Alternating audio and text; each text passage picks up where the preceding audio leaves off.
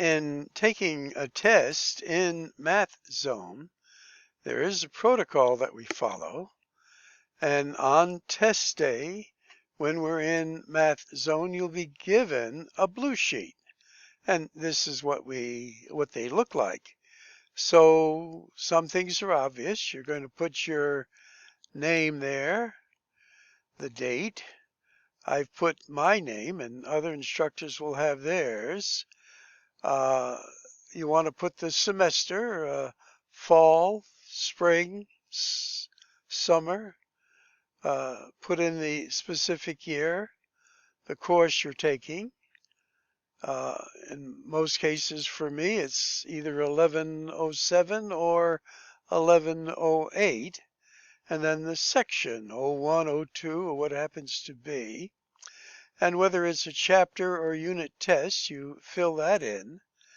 And for unit tests, often if you don't reach a certain point, you do get a second shot at it. So most will just be checking the first attempt here.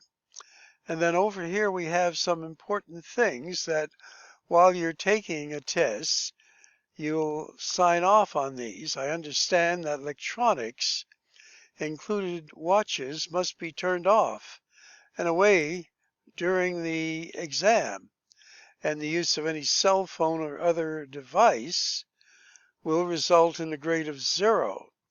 Again, you need to focus. You're not allowed to use notes generally, and no other site nor other tabs open on your computer.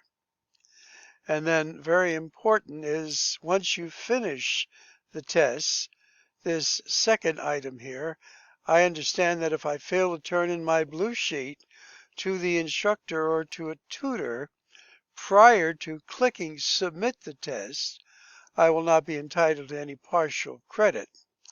Now, what we do is after you submit the test, you can see which ones you had correct, which ones you had incorrect, and on the incorrect ones, we look at the blue sheet to see if the work indicates you might get partial credit, or in some cases even full credit.